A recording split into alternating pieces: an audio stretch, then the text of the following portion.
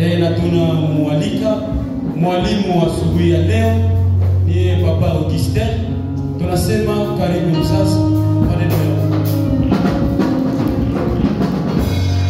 Ndiyo, sisi tunashukuru Mungu kwa kuona ya kwamba tuko salama mchana wa leo.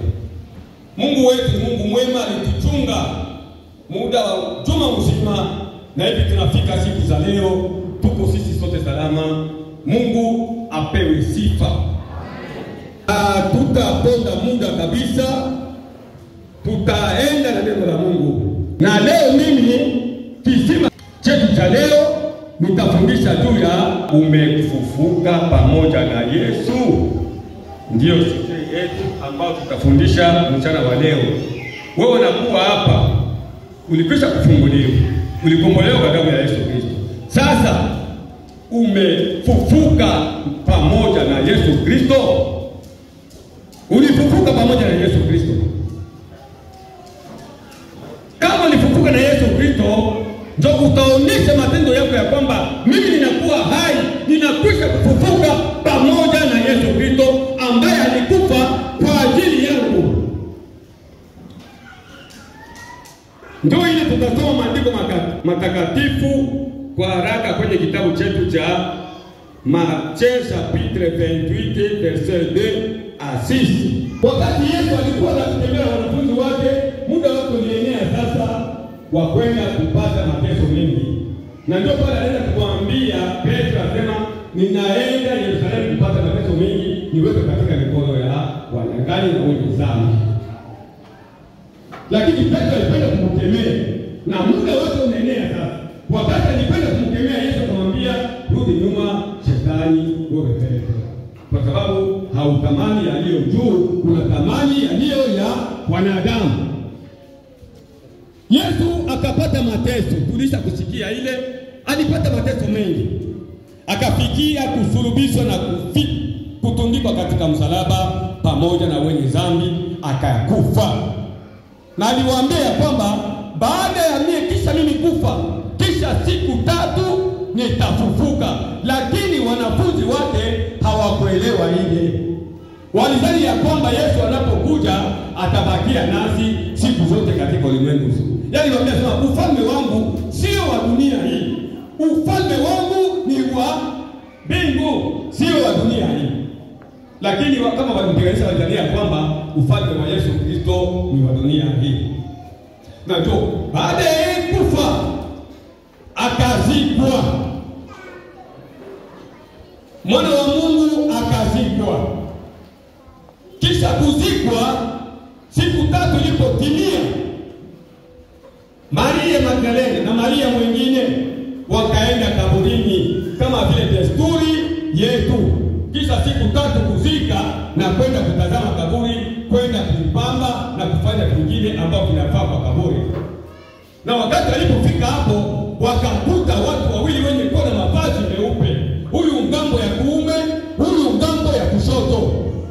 Wakailinda kaburi kuichunga, kwa sababu wakuhani walidhania kwamba huyu Yesu ambaye anazikwa leo atafufuka, hatafufuka. Watu wake wakaenda kumbeba, wakaenda watangani, watu wasema kwamba Yesu atafufuka. Hawakujua mipango ya Mungu ni ukontena mipango ya wanadamu. Kumbe Yesu anafufuka. Mungu mwenyewe alituma malaika wake kwenda kuimelikisha jiwe na kuitosha na mwana wa watu akafufuka. Hapo wakati Maria Magdalene alipofika na Maria mwingine, wakaanza kuangalia, wakakuta watu wawili, wakatetemeka. Waliona tunashikeza vile msomaji atuchomea vema, akasema walikuwa na mavazi meupe yenye kumetameta, yenye kung'ara sana. Wakaogopa na kutetemeka. Wakaogopa na kutetemeka. Lakini walimwambia msitetemeke wala msiogope. Ninajua ya kwamba mnamtafuta ni Yesu. Hayuko tena kaburini. Msimtafute aliye hai katika wafu. Amen. Yesu haiko tena hapa kaburini. Tazama sanda yake inabakia pale kwa kaburi. leo anakwisha kufufuka. Mwende mkaambie wapendwa wake watangulie Galilaya, ni huko watakapomuona. Yesu anafufuka. Ndugu yangu, wakati Yesu alifufuka, kulikuwa tetemeko kubwa ya nchi. Tetemeko likubwa. Watu walishangaa na kustaajabu. Yesu unafufuka pamoja na Yesu Kristo. Ulifufuka pamoja na Yesu Kristo. Kama Yesu alifufuka, alipenda wewe nako ubadilishe matendo yako, ufufuke pamoja naye. Ufufuke pamoja na Yesu Kristo.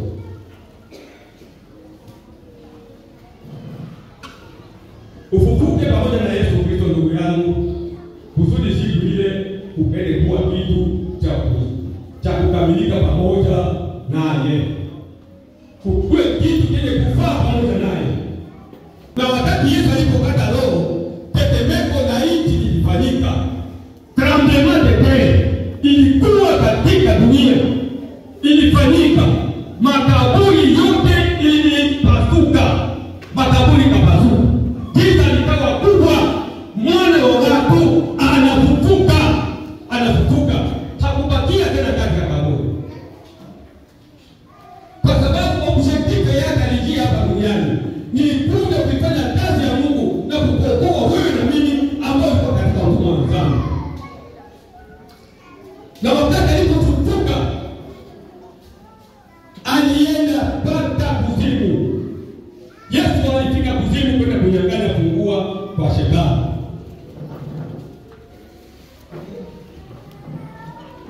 Na ile siku miili watakatifu ilionekana katika Yerusalemu, kwa sababu makaburi ilipasuka. Watakatifu wakatoka katika makaburi, wakatoka wakaonekana katika Yerusalemu. Wakaonekana katika Yerusalemu. Yesu amefufuka. Akaenda mara moja huko Galilaya na akaambia wapendwa wakwende Galilaya watangulie. Mimi ninakuwa kule Galilaya, wafike kule. Kumbe ndugu yangu, usimtafute tena Yesu katika makaburi. Yesu yuko hai. Yesu yu hai. Na leo Yesu yuko hai. Alikuja kwa ajili yako kukukomboa tu katika utumwa wa dhambi. Alikuja kukukomboa katika utumwa wa dhambi. Lakini usibaki tena katika utumwa wa dhambi. Yesu alikubali mateso. Alikubali kuteswa kwa ajili yetu sisi ambao tunakuwa wenye dhambi, lakini yeye mwenye haki ateswe kwa ajili yetu, kutukomboa katika utumwa wa dhambi. Na ndio maana alikubali kuteswa kwa ajili yako wewe. Ndio ulizo, kwa sababu sije yetu mtana wale nipenda kusema juu ya ulizo. Ni ulizo. Umefufuka pamoja na Yesu. Kwa sababu Yesu mwenyewe wakati aliposulubiwa hakusema neno lolote, wala hakuna ile aliyotenda kama vile dhambi hapa duniani. Hakutenda neno mbaya hapa duniani. Alikuja tu kwa ajili yetu. Alikuwa mwenye upendo, kutupenda sisi kusudi tutoke katika utumwa wa dhambi. Tukisoma kwenda pale kwa Isaya sura yake ya 15 53 mstari wa 7 tu. Wakamkamata Yesu, wakaenda naye, kwenda naye, hakufungua kinywa chake kutosha maovu wala kusema neno lolote. Ni sawa vile wanampananisha Yesu kama vile mwana kondoo ameenda kwa machinjoni kwenda kuchinjwa. Na kama mwana kondoo anaenda kwa machinjoni, hasemake neno lolote. Hatujawahi kuona kondoo, mwana kondoo kwenda katika machinjoni na aseme neno ambao litaweza kuhuzunisha wengine. Kondoo wakati anaenda kumchinja, kondoo halalamika. Ukifuata mzuri sana, kama unabeba kondoo unaenda naye kwa kumchinja, kondoo atabakia tu kimya. na vile utakata kichwa, kondoo hatasema, hatalalamika. Ni vile alimfananisha Yesu Kristo kama vile mwana kondoo aendaye katika machinjo, asiseme hata neno moja ya kudiskite, lakini anabakia tu kimya. Sawa vile kondoo kile anaenda kwa kunyonya manyoya yake, tu manyoya kondoo yana makazi mengi, lakini kondoo hakulalamika, hakusema lolote, anabakia tu kimya. Kondoo alibakia kimya. Ndio vile Yesu Kristo alipokuwa wakati alipoenda kuteswa, hakutoa neno moja ambao inaweza kuzidisha wengine. Yesu Kristo alikuwa mnyenyekevu, alinyenyekea, alikuwa mpole, alikuwa mwenye upendo, alikupenda. Ndio maana alikubali kupata mateso mengi, kudharaulika katika watu wenye dhambi, kuteswa, kusulubiwa, kutemewa mate katika uso, lakini hakusema neno lolote. Ni kwa ajili yako wewe na mimi. Bwana Yesu asifiwe. Ni kwa ajili ya ukomboa wewe. Ndio maana alikubali kubakia mnyenyekevu, mtiifu, mpole, mwenye kuwa na upendo kwa ajili yetu. Namna gani ndugu yangu unabakia katika dunia hii, haukumbuke namna gani Yesu alikukomboa? Namna gani Yesu alikukomboa? Alipata mateso mengi kwa ajili, alipata mateso mengi kwa ajili ya kukomboa wewe mwenye dhambi, na ndio maana alikubali hayo mateso. Leo wewe uko mnyenyekevu, kama ulitukuka pamoja na Yesu, tungelikuwa mnyenyekevu sawa vile Yesu Kristo alivyokuwa, kwa sababu Yesu Kristo hakusema neno lolote libaya. Alikuwa tu mnyenyekevu, alinyenyekea. Mateso yote ya msalaba alikubali, ni kwa ajili ya kutukomboa tu sisi. Ni nani anaweza kuwa kuutoa uzima wake kwa ajili ya mwingine na asiseme neno lolote? Kutoa uzima kwa ajili ya mwingine ni upendo mkubwa ambao alitupenda sisi wanadamu. Yesu Kristo alitupenda, ndio maana alituokoa, alitoa uzima wake kusudi apate kutukomboa katika laana ya dhambi. Yesu Kristo alijifanya kuwa mtumwa, alijifanya kuwa mtumwa, alijifanya kuwa maskini, na ndio maana Mungu alimpatia jina kuu kupita majina yote hapa duniani. Kwa sababu gani? Kwa sababu alinyenyekea katika yote, akanyenyekea. Yesu Kristo alinyenyekea hadi mauti ya msalaba. Yesu Kristo alinyenyekea, hakujibu hata neno moja wakati alipoteswa, alipoenda kupata mateso, hata alipofikia kufa. Yesu hakusema neno baya. Na wewe uko hapa leo ndugu yangu kwa ajili ya Yesu Kristo ambaye alinyenyekea kukomboa wewe ambao ulikuwa katika utumwa wa dhambi. Mbona unakuwa hauna unyenyekevu? Mbona hauna upendo? Mbona hauna mpole? Ndio naona watu wengi leo unamwita Mkristo ni hapa kanisani. Iko kanisani, iko Mkristo kabisa. Iko Mkristo kabisa na nyenyekea katika kanisa. Wewe kamaone kule nje, hautamfananisha kabisa kama ni Mkristo. Umekwisha kufufuka na Yesu. Tunakuwa mama wengine katika manyumba zao hawanyenyekeake, hawana upole, hawana upole. Anapokuwa na mume wake katika nyumba yake, yeye haitaki kunyenyekea. Yeye anajifanya kuwa bwana katika nyumba. Anaposema neno moja, Bwana kusema neno moja, yeye kuhubiri ama tatu kusudi Bwana anyamaze. Yesu alikuja kufufuka na Yesu Kristo. Ulifufuka na Yesu Kristo. Kama ulifufuka na Yesu Kristo, unafaa uwe mpole, uwe mnyenyekevu, uwe mwenye upendo. Upendo wengine hauna hapo tena. Upendo hauna hapo tena. Kama vile Yesu alitupenda, lakini ile tutasema inakuwa ni kweli. Ile ambao tunaonyesha ile tunasikia na tunapata kuisema. Upendo unakwisha kupoa kabisa ndani ya kanisa. Lakini Yesu kama alikuja alisema upendo huu hatuache chochote ya upendo. Tuwe na upendo tu. Ndio kufufuliwa na Yesu Kristo. Ndio kufufuka pamoja na Yesu Kristo. Kwa sababu Yesu Kristo alikuwa mwenye upendo.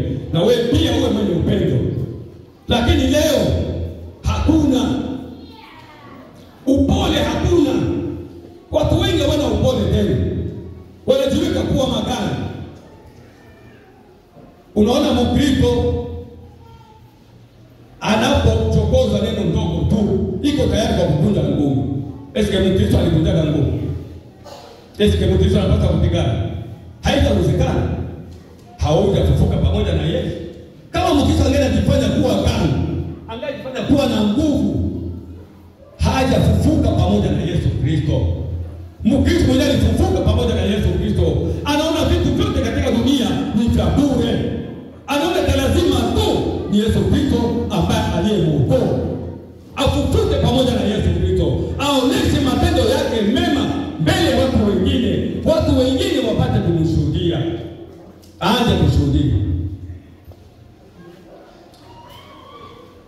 Watu wengi leo hawakufufuka pamoja na Yesu Kristo. Wakristo wengi hawajafufuka pamoja na Yesu Kristo. Tunakuwa mkulu njiani, mkulu pembeni. Tuko tunatembea hivi katika njia. Esko tutafika wapi?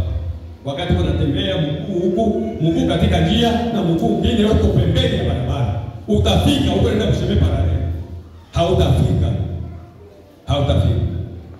Kumbe kufufuka pamoja na Yesu Kristo ni kufuata matendo ya Yesu Kristo ambayo alifanya hapa chini ya jua. Tuwe wapole na wanyenyekevu wa ndugu. Tuoneshe matendo yetu mema mbele ya wengine na tuvute wengine ambao wanaokuwa katika dhambi kwa Yesu. Ndio kufufuka pamoja na Yesu Kristo. Ndio kuonekana ya kwamba uko Mkristo. Yesu Kristo wakati alipokuwa mnyenyekevu, ndio kwa maana Mungu mwenyewe alimkirimia jina kubwa kupita majina yote katika dunia. Alimpatia jina kubwa kupita majina yote katika dunia. Wewe bado unataka jina gani? Bado unataka jina gani? Ile jina yako ya zamani ushaka itosha. Shukingane nayo.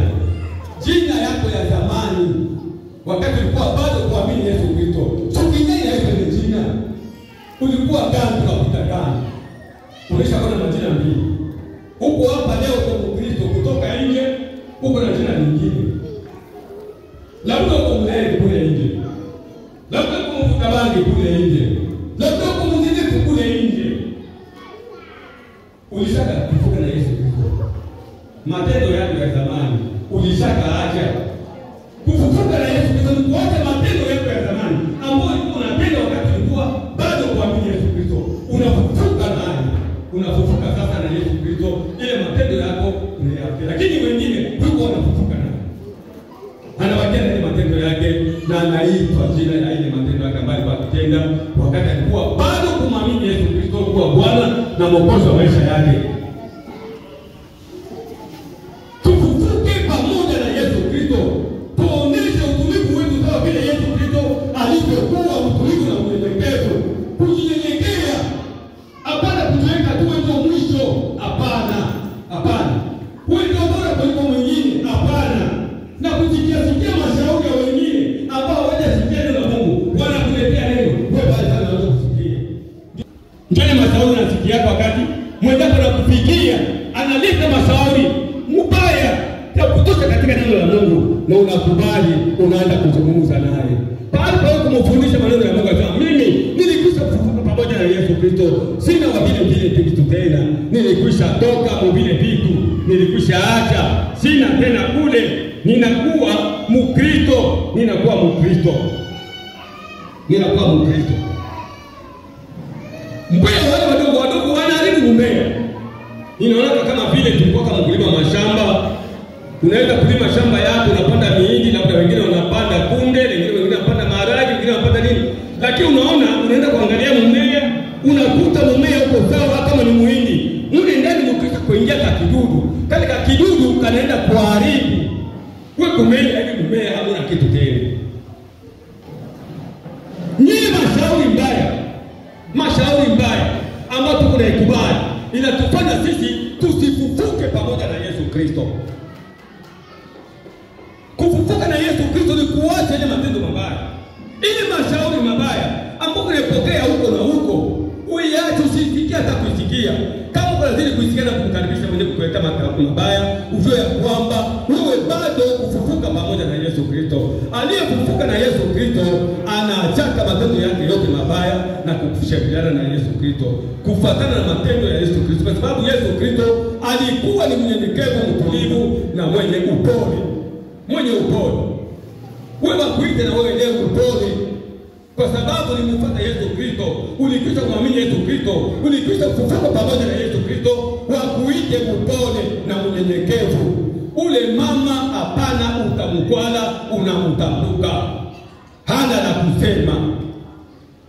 Ule baba hata unamchokoza asemake. Kwa sababu gani? Kwa sababu anakuja kufufuka na Yesu Kristo. Lakini wewe bado kufufuka na Yesu Kristo, ule anakukwala, unabeba ni maneno mengi. Maneno ndio unabeba.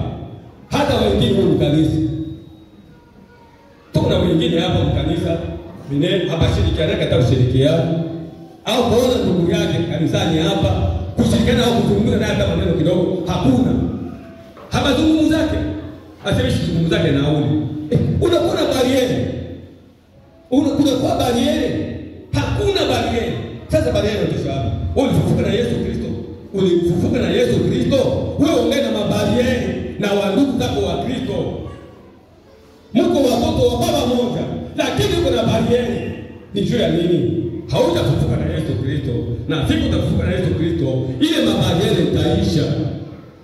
Fufuka pamoja na Yesu Kristo kusudi uwe chombo chenye kufanya siku ile, usifanye kazi bure hapa. Siku ile atakapokuja kuchukua walio wake na wewe ukakutana naye pale hewani. Ndio objective ya Yesu Kristo. Alipenda sisi sote twende kuishi ile raha ambayo alitutayarishia. Mkristo na kuacha ile matendo yake ya zamani. Ile matendo alikuwa akifanya wakati alikuwa bado kuamini Yesu Kristo. Aiache kule juu. Na afufuke na matendo mapya. Ufufuke na matendo mapya ndugu yangu. Na kama haukufufuka na matendo mapya, ujue kwamba uko mtu ukataliwa. Ile siku atakapokuja kuchukua kanisa lake, atasema sikujue wewe, ondoka. Ondoka, kwa sababu sikujue, kwa sababu haukufufuka pamoja naye. Kama ungefufuka pamoja naye, ungelikuwa mnyenyekevu na ungetenda matendo mema ambayo inamfanya kuwa Mkristo, inakufanya kuwa Mkristo wa kweli. Kuwa Mkristo wa kweli. Lakini wewe haukufufuka pamoja na Yesu Kristo. Kama ulifufuka na Yesu Kristo, ni kuacha matendo yako ya kale na kufuatana na matendo mapya. Unakuwa kiumbe kipya. Sisi ni kiumbe kipya. Bibi harusi wa Yesu Kristo ambaye alikuja kutumbia hapa dunia. Alikuja kutuchumbia sisi bibi yake harusi. Na kama Yesu alikufa, na sisi pia tulikufa, viungo vyetu vilikufa na tunafufuka pamoja naye. Tunakuwa Wakristo, tunakuwa viumbe vipya katika Kristo. Tuwe viumbe vipya sasa katika Kristo. Tushuhudiwe na watu ambao wasiomjua Mungu. Watushuhudie matendo yetu. Lakini wengine wanataka kushuhudia kule nje kwamba ule ndio mwisho, ukachokoza pale, unachokoza maneno. Ukachokoza pale, unachokoza maneno.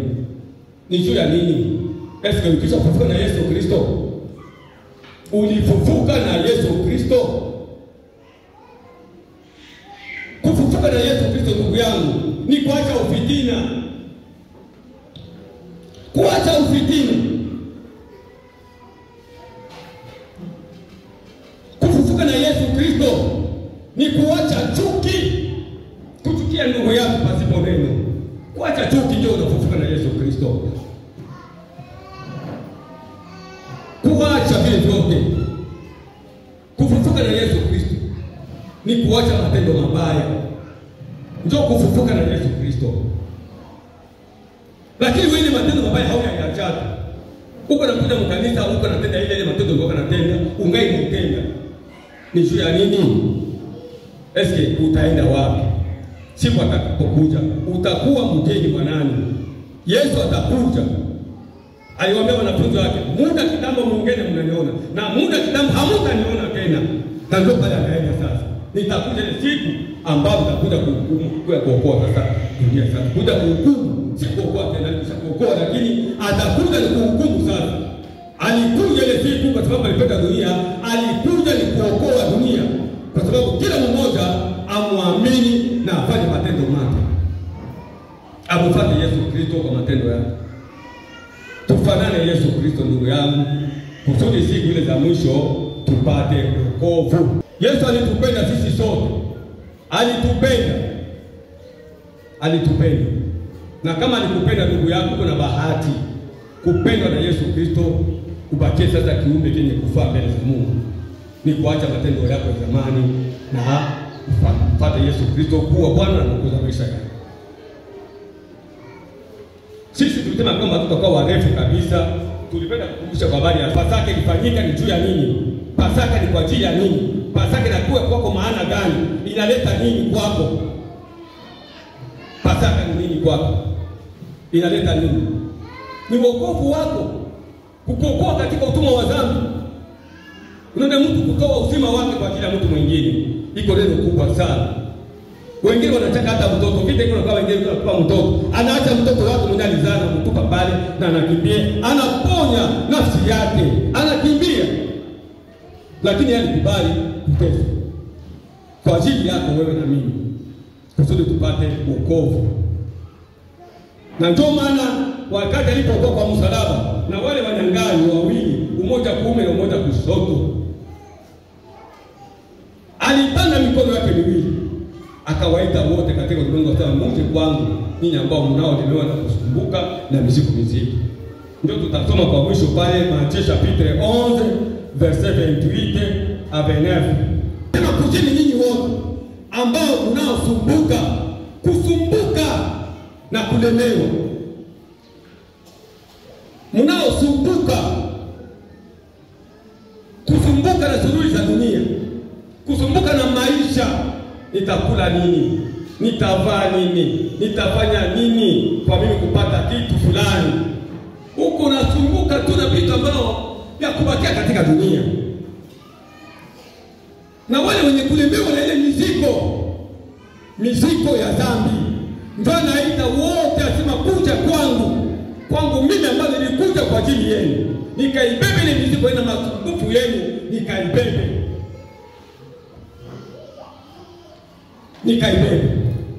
Mjeni kwangu nyinyi ambao mnaosumbuka na kulemewa na mizigo mizito, na mimi nitapata kuwapumzisha. Kwa sababu pumziko lake ni la amani. Ni kuja kwa Yesu Kristo. Kuja kwa Yesu Kristo ni kuacha mizigo yako yote, masumbufu yako yote ambayo unasumbuka. Uko unasumbukia maisha, uko unasumbukia dunia, ukiache vile vyote. Na ni mzigo wako, wewe ni mzigo gani ambao unakunika kama kusumbua? Ni mzigo gani unakusumbuaka? Ni dhambi gani ambayo inakuwa mzigo na kusumbuaka? Haitokake kwako. Haitokake. Ni mzigo gani? Shuja kwa Yesu anaisha ukuita, sema kuja kwangu. Ule mzigo nitaubeba mimi, kwa sababu ndio yeye nishaka hapa duniani. Nitabeba ule mzigo wako na ile masumbufu yako nitaibeba mimi, kusudi wewe wakie huru. Siku ile wewe ukapate raha. Wewe ukapate raha. Amen. Bwana asifiwe. Anatutaidishia raha kama tukeleta mizigo yetu kwake na masumbufu yetu kwake. Tutapata raha. Tutaenda kuishi raha. Hapana hii ya dunia ya muda mchache. Raha ya dunia ni raha ya kubakia. Haina ya muda, haina ya milele. Lakini raha ile ambayo Yesu alikuja kututaidishia, kama tunaleta mizigo yetu mzito kwake, tunaleta masumbuko yetu kwake, tutaenda kupata raha. Tutaenda kupata raha. Kumi ndugu yangu, fufuka pamoja na Yesu Kristo, kuleta mizigo yako mbele ya Yesu Kristo chini ya msalaba, ambapo alikuja kwa ajili yetu, na yeye abebe ile mzigo wako na kama kubwa zaidi ambao peke yako hautaweza kubeba. Na ndio maana anasema leteni mizigo yenu mizito ambao mtaweza peke yenu kuibeba.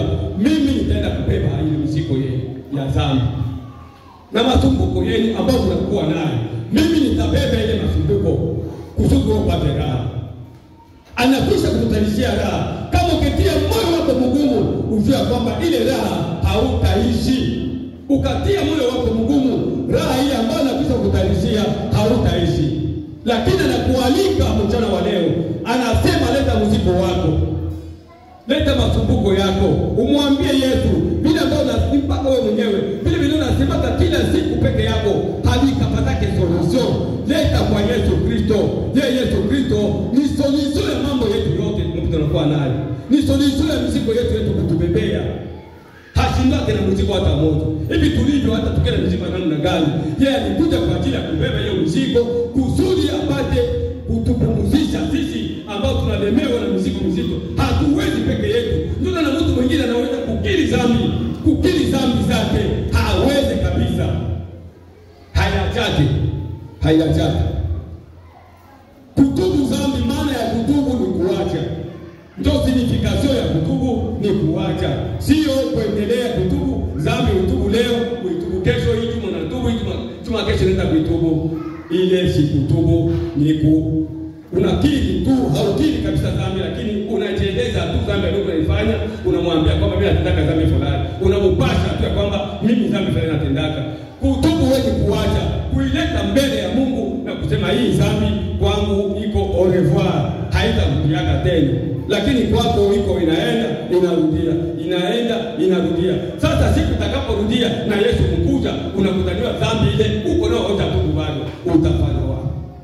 Utafanya nini? Utaenda kwa nani? Utakuwa mgeni wa nani? Kumbe siku zote ni siku za Mungu, ni kutengeneza maisha yetu kusudi twende tukaishi ile raha ambao Mungu anakwisha kututayarishia. Ni kutengeneza maisha yetu. Tufufuke pamoja na Yesu Kristo kusudi twende tukaishi ile raha. Tufufuke pamoja na Yesu Kristo, tuwe wanyenyekevu, tuwe wapole, tuwe watiifu, tuwe wenye kupenda wengine, tuache chuki. Mpole.